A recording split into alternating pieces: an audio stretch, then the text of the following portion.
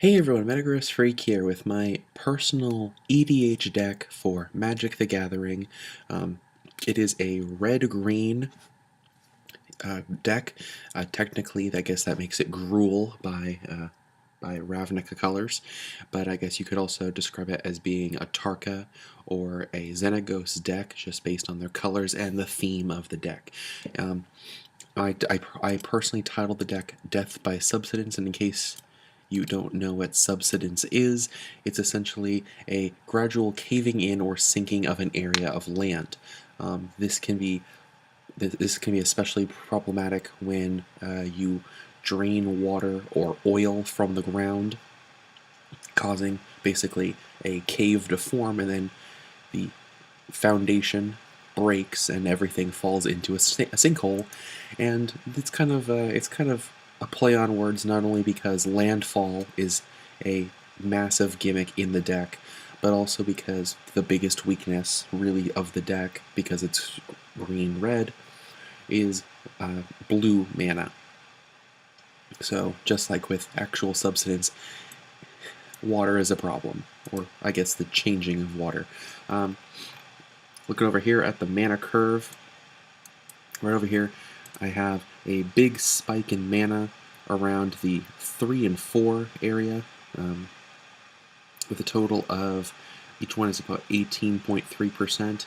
So we're looking about 40%, roughly 40% of my CMC being in that 3-4 mana range. There's also a fair amount in 6 and 2.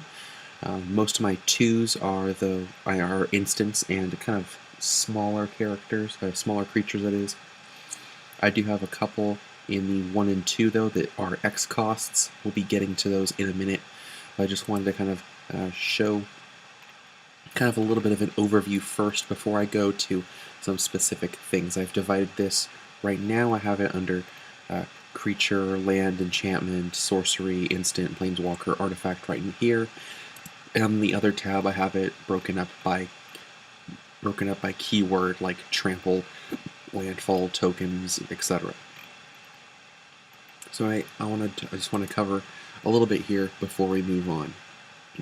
Now, like I mentioned, this is a deck of my own design, though I've gotten a lot of help from 3 of my good friends, and so it's got a good amount of work into it. I've been working on this for the better part of about a year and a half, and I'm really proud of the state it's in now. I don't think I could add any other cards in except maybe something like Vigor without taking out a really powerful card to try to improve it. The current commander is Mina and Den Wildborn, which is a phenomenal character, a phenomenal creature to have as your commander, because it's a landfall deck. It, for only 4 mana, allows you to play an additional land on each of your turns, and its 2-cost ability can be used multiple times to return lands you control. And not only do you get to add trample onto creatures, but if you're able to play those additional lands, you're able to get more landfall. It's just a phenomenal card.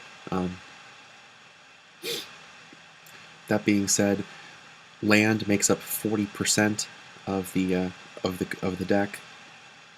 We have 16 basic forests, 8 mountains, and a good number of cards that are either a combination of red and green mana, or are just variations, like, for example, Forgotten Cave, which is basically a mountain, but gives up the term basic land mountain in exchange for cycling. There's also a fair amount of creatures, 27 in total, 28 if you count the commander, because basically the idea of the deck is to you summon small creatures to protect you long enough for you to get your big creatures out, and then once you get your big creatures out, you start landfalling, and that just spirals you into utter chaos, destroying things. We don't have a lot of artifacts and instants, or we don't have a lot of artifacts and instants. It's not a big instant-heavy deck, as you can tell from the fact that red is just under 25%. So it's kind of no so big surprise to me that there's a lot of instants.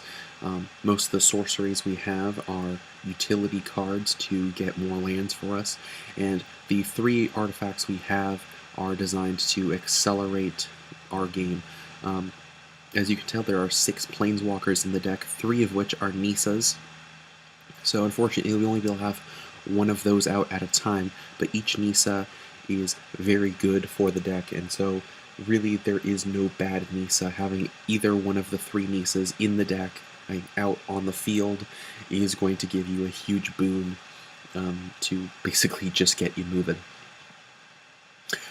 So I'm now going to basically there's the deck list, the entire deck list right here on the screen.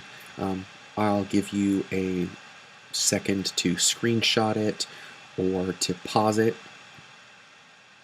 and now I'm going to switch over in a second to basically breaking it down by keyword, going through basically with the different things that make it great. And over. Okay, so we have some of the sorting of none here is a little ironic, considering we have trample right here, and then archetype of aggression gives trample. Okay, so some of the big things in the deck, of course, are trample. We have landfall effects, things that give 1/1 counters, as well as a number of other things, like we have a death touch, we have a rush, sorry, blood rush, we have devotion, but even here it says Xenagos is 1 with devotion. We also have we have, of course, where is it?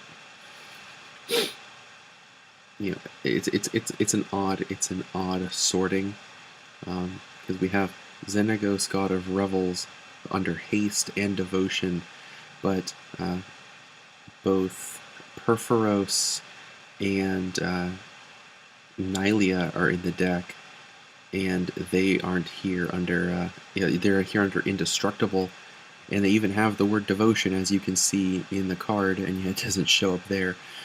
So this isn't as really reliable as I want it to be, but I just want to show you kind of the idea of what kind of things you're getting into with this deck.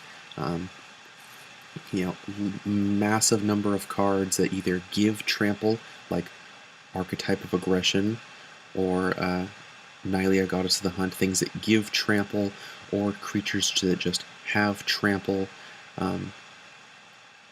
We have there's a good number of cards that have landfall effects, like, for example, like Eternity Vessel, Zendakar's Royal, Retreat to Kanzandu. But at the same time, we also have a lot of cards that can fetch lands, and that's really helpful. There's also cards like Mosswort Bridge, which I consider to be kind of like a fetch, because it goes of its hideaway effect, which is pretty great. There's not a lot of sacrifice in this deck. I think basically Naya, Panorama, and I would consider Rebel Hulk to be the only 2 cards that really sacrifice in the deck, and that's because I'm not big on getting rid of little creatures. I know quite a few people, especially one of my good friends, who would rather have a deck of all 2 and 3 cost cards, where it's like you pay 1 mana to get this like 1/1 creature that you sacrifice for 2 mana. That's great. If that's how you want to run your deck, that's fine. That's not how I prefer to run my deck. And so I went in a different direction. So enough of these, enough of the keywords that aren't even really all that accurate. Let's go back to the grouping page for Death by Subsidence. Also, if you want to check out my deck, you can look at it here at tappedout.net/mtg-decks/death-by-subsidence. Check it out, and I will go through individual cards. So if you do not want to listen to different cards and why I put them in and why I think they are a good addition to the deck, thank you for watching, and I hope that this deck inspired you to make your own landfall style deck.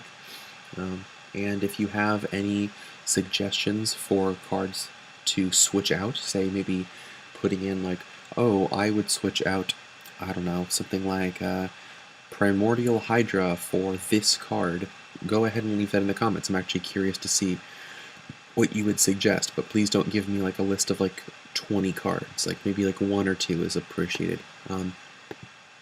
Yeah, so yeah, thank you for those of you who made it to the 10-minute mark. I'm now going to go into talking about individual cards.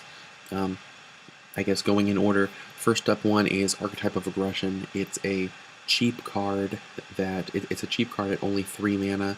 It gives everything I have trample, and it basically prevents my opponents from getting trample, which is pretty great because trample is one of the main components of the deck.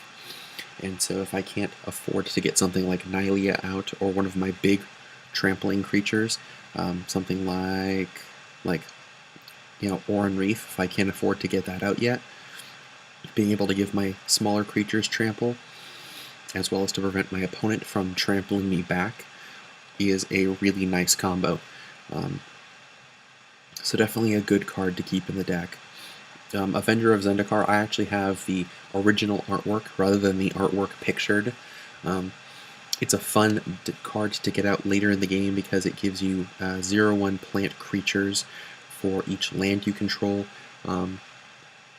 Whenever there's a thing that says like for each land you control or like an X cost, I always imagine it to be 10. That just is a good number, and it's just a good even number, I imagine. So I imagine if I were to play this card when I have 10 land out, I would get 10 0/1 plant creatures, and then whenever I landfall, each plant creature gains a 1/1 counter. And considering how much land fetching and landfall there is in this deck, being able to get those plant tokens up to minimum a 3/4, if not higher, is pretty easy. Beast's Collar Savant is an interesting card. It's kind of similar to cards like Zertaw Druid and kind of similar to a card like Zertaw Druid and Elvish Mystic, being able to give you mana of any color instead of just green, but it has the disadvantage of the mana only being able to be used for creature spells. Now, obviously, my commander and my 27 creatures in the deck, that's 28 total, are creatures, so it's going to be able to affect roughly 30% of the deck, which is great. Moving on, and it only costs 2, plus it has haste, so you can use it the turn you summon it, as opposed to having to wait because of summoning sickness for a card like Elvish Mystic, which doesn't have haste. Courser of Krufix is a great card. Plays with the top card of your library revealed. If it's the top card of your you can play the top card if it's a land, and when a land enters under your control, you gain a life, which is basically kind of like it's basically the equivalent of a landfall effect, healing me for 1 health, and giving you a preview of the top card of your library to me isn't that much of a disadvantage, especially because if you can get free land out of it, which means you also get free health out of it, I like that idea, I like that ability, and it's a pretty cheap defender for being a 2/4 for 3 mana. Deadly Recluse is protection basically from white and blue creatures. Blue is arguably the biggest biggest weakness of the deck. Basically, blue just kind of slaughters the deck, and blue has a lot of flyers, so anything that can basically have, because Deadly Recluse has reach, anything that can take out flyers is really helpful, and it's basically a one-shot due to Death Touch for any flyer it faces. Dragon Lord Atarka is one of the alternate commanders because it's a legendary creature. It costs 7 for an 8/8 with flying and trample, and if that were it would be totally worth it, but its additional effect is even better. When it enters the battlefield, it deals 5 damage divided as you choose among any number of target creatures and or planeswalkers. 5 damage is enough to basically slaughter a freshly played Planeswalker. It's enough damage to take out weenie blockers that you can't take out through simple attacks. It's going out. It's just a great card to have. And worst case scenario, you can at least take down a giant creature to a lower level to make it to be able to kill it with swinging some of your larger creatures, or you can knock a Planeswalker down to only 1 or 2 health, making them extremely vulnerable. Elvish Mystic is a good card. It's a 1/1 for 1 that gives me free green mana. You're not going to attack with this card unless you put like 5 1/1 counters on it. It basically is just it's basically a forest that can block. That's the best way to put it. It's a forest that can block attacks in emergencies. Fierce Empath is a pretty cool card too. It's not that great of a creature, but its utility is great. You can search your library for a creature card with CMC 6 or greater, revealing it, putting it into your hand, and shuffling your library. As I already showed, there are 5 cards that are 6. Sorry, 5 cards that are I got my numbers mixed up. 10 cards that are 6, 4 cards that are 7, and a single card that's 8. That is 15 cards, so only 15% of the deck. Chances are you're not going to be able to draw one of those cards whenever you want, so Fierce Empath basically tutoring for 1 out of 15 cards in the deck is pretty good, and giving you the choice to do that is really nice as well. Next up is Gaia's Revenge, an 8/5 for 7. It can't be countered, which is really nice because it just has a giant middle finger to those blue decks. It has haste, which is phenomenal because 8 damage on the turn it's played is scary, and it can't be the target of non-green spells or abilities from non-green sources. So basically, the only thing that's going to take this card down is either a stronger creature or another green deck, which green decks usually will have stronger creatures. Plus, it's just a cool looking artwork. Genesis Hydra is a great card. Basically, it's an X cost that tutors you for another card. Like I mentioned before, I just imagine X for cards that have X cost. It's 10. So if I play 10 mana, that's 2, and X would be 8. So in this case, if I paid 10 mana, Genesis Hydra would come in as an 8/8 plant Hydra. Oh, which, because it's a plant, actually does benefit from Avenger of Zendikar.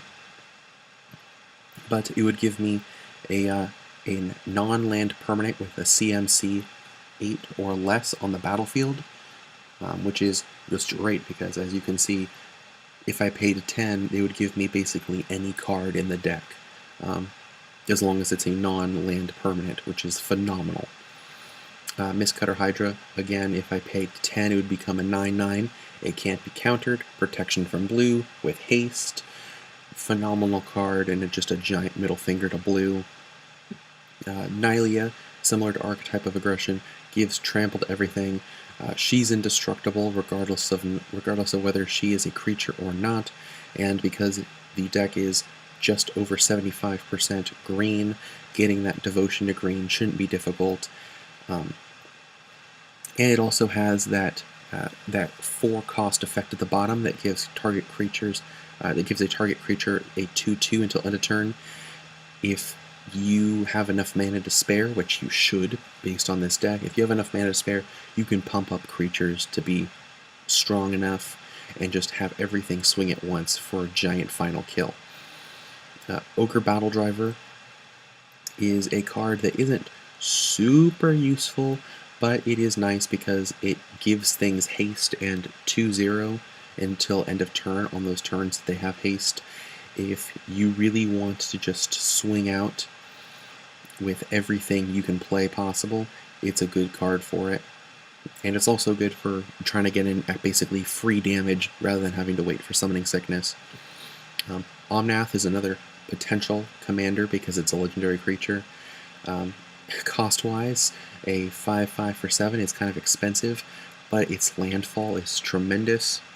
Whenever you play a land, you get a 5/5 elemental red-green token, which is great, and whenever Omnath or any other elemental dies, Omnath deals 3 damage per elemental.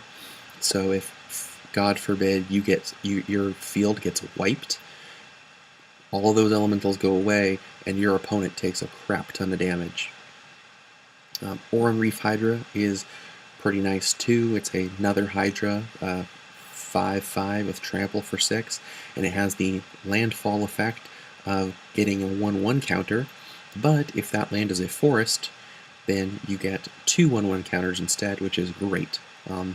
I had a game once where I got up to, I think it was 20 1/1 counters, which is roughly equivalent to only about 10 forests, but I wasn't just playing forests. As you can see, I have only 16 forests and things that aren't just forests. Like, I mean, Cinderglade is a forest, but like Command Tower isn't, so it was quite impressive. Primordial Hydra is the 4th Hydra in the deck, and arguably one of the better ones, because it, on your upkeep, doubles the amount of 1/1 counters it has. If you pay, in my hypothetical, if I paid 10, it would start off with 8 1/1 counters, and on the next upkeep, that would double to 16 1/1 counters total. And as long as it has 10 or more 1/1 counters, it gets trample. As long as you keep playing the game, it just gets stronger and stronger and stronger. And because it has trample, give it maybe 3 or 4 turns, and you can easily just slaughter someone. Perforos is arguably the weakest of the 3 gods in this deck. It's a 6/5 for 4, which is phenomenal as a creature if you're able to get up enough devotion to make it a creature. Similar to Nylea, it has a cost. It has a mana cost at the bottom to give creatures a buff to their power or toughness. Though really the biggest thing I use this card for is its what I call its splash damage effect. Whenever another creature enters the battlefield under my control, Perforos deals 2 damage to each opponent, and I have a good number of things that spawn tokens, like I showed before. Things like Avenger of Zendikar, things like Omnath. As long as you're able to spawn those tokens, Perforos is able to slowly chip away at your opponent's health, and I love that. Another thing that goes well with Perforos is Rampaging Bailiffs, a great card, another trampler. Whenever a land enters the battlefield, I get a 4/4 green beast. If you're able to get enough land out, which is easy enough to do because of how this deck works, you can get splash damages from Perforos all day long while building up an army. It's phenomenal. Rebel Bolt Raiders is a fairly versatile card. Whenever it attacks, put a 1/1 counter on it for each attacking creature you control. Basically, if you swing alone, Rebel Bolt Raiders is pretty weak, but as long as you're swinging with friends, Rebel Belt Raiders keep getting stronger and stronger. It's a phenomenal card and can easily be one of the strongest cards in the deck alongside Primordial Hydra. Rebel Hulk is a card I love as well. Its power and toughness are equal to the number of lands you control, or I guess I would control, which is based on the deck, a maximum of 40. But it has the Blood Rush effect too, to give a creature that many, and giving 40 to something is basically the equivalent of saying I win. Spellbreaker Behemoth is another one of those anti-blue cards because it can't be countered. And also creature spells I control with power 5 or greater can't be countered, and considering that a good number of cards cost 5, 6, and 7, not under half, but still a good number of cards, this can be really good at protecting me from blue. Sylvan Advocate is a recent addition to my deck. It's the only card with Vigilance in the deck, but it's kind of nice because as long as I control 6 or more lands, Sylvan Advocate and land creatures you control get 2/2. and basically all 3 Nisas have some form of creating land creatures. So as long as there's a Nisa on the field, Sylvan Advocate basically makes the Nisas better. Oh, Uvenwald Hydra is actually the final Hydra. I think that's either the 5th or 6th Hydra. Its power and toughness are equal to the number of lands I control, and it has reach, and when it enters the battlefield, you get a free land onto the battlefield tapped. There really is no downside to this card. At minimum, when you play it, because it costs 6, it'll be a 6/6 with reach that'll give you a free land, automatically becoming a 7/7. It's just a great card, totally worth the price I had to pay for it. Undergrowth Champion is a card I really don't get to use a lot, but it's still a decent card. If it has a 1/1 counter on it, you can remove the 1/1 counter instead of taking damage, meaning it's kind of the equivalent of a Troll Regenerate card, and its landfall is whenever a land enters the battlefield, you can put a 1/1 on it. If you're able to give it more 1/1s, you essentially make an invincible card that slowly gets stronger and stronger. Next up is basically the only card from Phyrexia, and that's Vorinclex Voice of Hunger, which is a Praetor. A Praetor, for those of you who don't know the lore, is basically one of the kings of the Phyrexians, to my understanding. Vorinclex is essentially like the king of the green Phyrexians, or yeah, that's at least, or maybe it's the green Slithers? I'm not sure, actually. I need to look this up again. And it's actually the most expensive card in the deck. Right now, TCG Player says it's worth almost $24. And yeah, the deck itself, according to TCG Player, is just under 200. So yeah, this one card alone is going to be about 1/8 of the deck. But it's a powerful card. It's a 7/6 with Trample. Whenever you tap a land for mana, you add 1 mana to your mana pool for any type that produce. So if I tap a forest, not only do I get a green mana, but I get an additional green mana. So you really get a lot of mileage out of the lands you have. Oops, there we go. And whenever an opponent taps a land for mana, that land doesn't untap during the controller's next untap step. So basically my mana is doubled, and my opponent's mana is essentially shut down the next turn. It's a scary card. 9 times out of 10, Vorinclex gets countered, but it's 100% worth it, because as soon as this card gets out, you basically win, and your opponent will basically give up their left hand in order to make sure it doesn't get out. Xenagos, God of Rebels, is another potential commander, and actually was the original commander for the deck before I got Mina and Dan Wildborn. A phenomenal card. You don't even need to make it a creature for it to be good. If it is a creature, it's a 6/5 that's indestructible, which is pretty dang great. But if it's not a creature, you can still have what I refer to as the Xenagod boost. At the beginning of combat, on your turn, you can target another creature you control.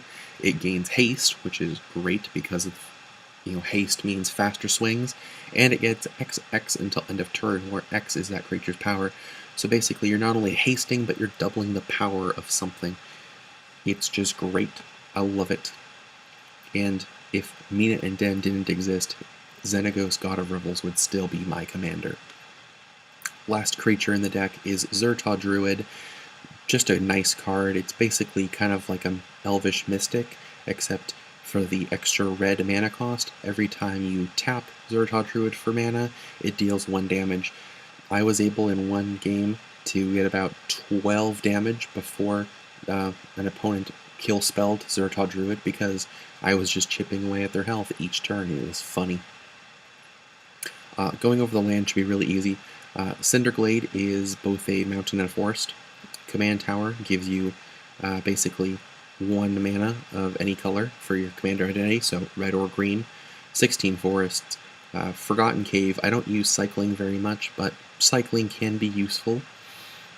Game Trail basically is just kind of a red-green land. Homeward Path gives gray mana, or I guess waste mana. I'm not really sure what the term is for it, though it's really nice because that secondary effect is good for taking back things that have been stolen. Colony Garden is basically just a forest that also gives me a 0/1 plant for free. Mosswort Bridge is basically a forest that tutors for something good. We've got mountains, we have Naya Panorama, which if I don't want the gray mana, I can sack to get a free, I can sacrifice it for a mountain or a forest. Nykthos, if I have a large amount of devotion, which in this case for the deck would be green, I can just get a crap ton of mana, which is lovely.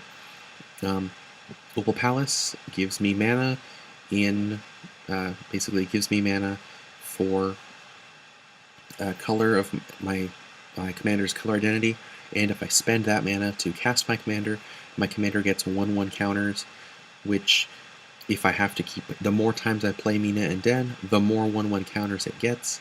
Potentially, if the game has gone on long enough, Mina and Den could come out as something like a 7/7 or an 8/8, and it would just be pretty funny. Rootbound Crag is basically just another dual color land. Rugged Highlands is a dual color land that gives me 1 health. Stomping Ground is a shock land. Temple of Abandon is a dual land that scries 1. Temple of the False God is actually a card I rather like.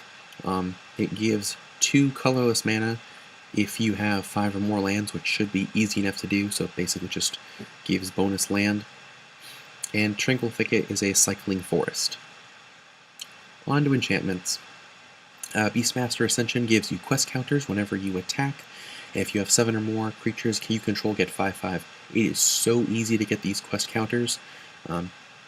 Literally, you could get all 7 quest counters you need in one swing if you have enough creatures out, which should be relatively easy if you have cards like Omnath, Avenger of Zendikar, and Rampaging Bailiffs. You can easily get out all those cards, and all those creatures, for Beastmaster Ascension, and the 5/5 is just a massive buff and totally worth the 3 mana. Berserker's Onslaught gives everything double strike. Not really much more to say there. Elemental Bond is whenever a creature with power 3 or greater, which is a little over half of my creatures, and basically all of the things I can summon from from Rampaging Bailiffs and Omnath, gives me free draws, and free drawing is nice. Exploration basically gives me free land and is a wonderful 1-cost card.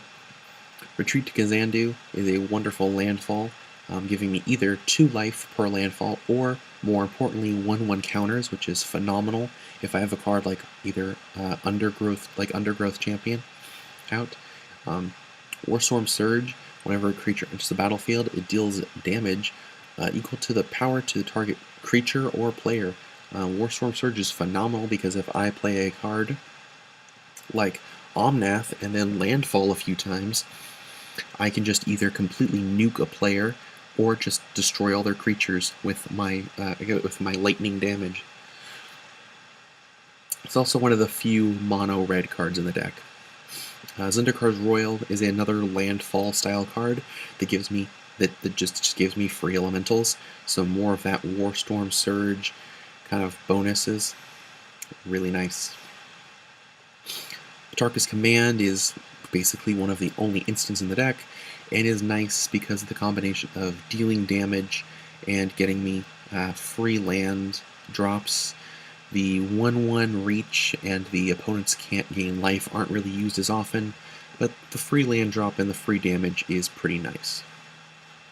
Destructive Revelry and Naturalize are basically only in here to destroy artifacts and enchantments, and for basically just a 1 red mana instead of a 1 colorless mana. Destructive Revelry does 2 damage. Basically, they're the same card in a way. Signal of the Clans is pretty nice for tutoring creatures. You pick 3, reveal 3, pick 1 at random, put it in your hand, the other two get shuffled back. If you have 3 cards in mind you want, it's a little annoying to get 1 at random, but hey, at least you're getting something you want. And of course, Worldly Tutor just gives you a creature of your decision. Right now the card's worth $9. I think I got mine when it was at like 4. So wow, the price has gone up recently. I already went over my commander. Going to sorceries, Cultivate is a wonderful card. Costs 3, and I get 2 basic land. 1 goes into my hand, 1 goes onto the battlefield tapped. Explosive Vegetation costs 4. I search the library for 2 basic land, and both go into play tapped. Green Sun's Zenith is, I think, one of the last X-cost cards in the deck. I search my library for a green creature with CMC X or less and put it in the battlefield, and then Green Sun Zenith gets shuffled back into the library. So if I pay 10 mana, I get a CMC creature that costs 9 or less. Basically, you just get the most expensive creature you can get that isn't an X cost, you just throw it out there. So probably something like either a Tarka or probably something like a Tarka or Omnath. Probably either a Tarka or Omnath, just being realistic. Harmonize is, if you have plenty of mana, which you should, 4 isn't really that big of a deal. You pay 4, you get to draw 3 cards. Kodama's Reach is similar to Cultivate and Explosive Vegetation. You pay 3, you pick 2 basic land, reveal them, 1 goes in tapped, 1 goes in the hand. Nisa's Renewal is basically a stronger version of it. You pay 6, you get 3 basic lands, all 3 go in tapped, and then you heal 7. Phenomenal card, I love this card. Rampant Growth, basically you pay 2, get a free land, it goes in tapped. Seasons Past is a relatively new card to the deck, relatively new for me, that is. You pay 6, return any number of cards with different converted mana costs from your graveyard to your hand, and you put Seasons Past on the bottom of the owner's library. It's really interesting because that means I can put theoretically up to 8 cards, because it says any number of cards with different CMCs. So yeah, I can put up to 8 cards, assuming I have a card that costs 8, a card that costs 7, 6, 5, 4, 3, 2, 1 in the graveyard. In my my graveyard. It can be really useful, especially late game. Sylvan Scrying is basically kind of like another Rampant Growth. I search my library for a land, reveal it, put it in the hand. The best part about it is, even though I don't get to play the card, I can search for any land, like for example, Temple of the False God, or Nykthos Shrine to Nyx, rather than just a basic land. Triumph of the Hordes is basically the Time to Win card. It only costs 4, but all of my creatures get Trample, 1/1, and Infect. And as long as you deal 10 infect damage, 11 effect damage, that's what you need to win. And with how many 1/1 counters the card this deck throws around, getting 11 damage via Trample should be easy. Verdant Crescendo is a new card to the deck as well, and is probably one of the more important cards for comboing. For 4, you get to search for a basic land, put it in tapped, and then search the library for Nisa, Nature's Artisan, and add it to the hand. Nisa's, which basically means I have 4 Nisa cards as opposed to only having 3 because of how Verdant Crescendo works. I'm going to go over the Planeswalkers last. There's 3 artifacts. First up is Druidic Satchel, one of my favorite cards.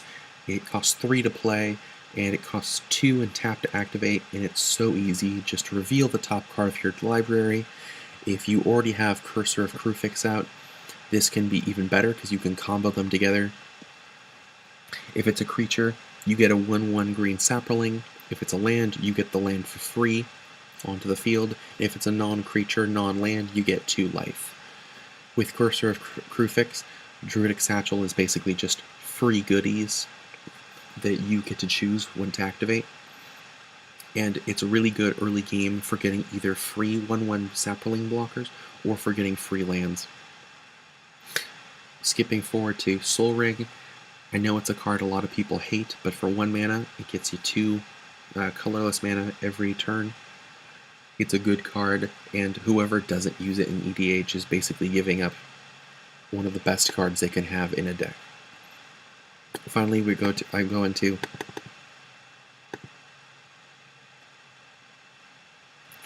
Eternity Vessel. Eternity Vessel is a 6-cost artifact.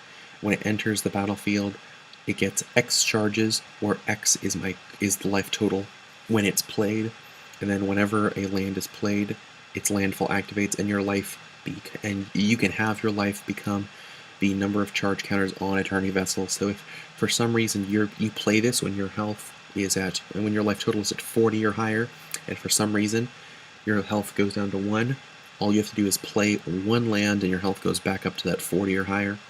Or if you have 100 health and you're like, you know what, I want to make this easier for you, you can play a land, drop your health back down to like 40 or whatever it was to give your opponent a fighting chance. Though, in reality, basically, for those of you who are familiar with Pokemon, this is a Focus Sash. There's no real way of getting around it. This is Health Gate, this is Focus Sash. You probably won't need this card, but Eternity Vessel is just a phenomenal card.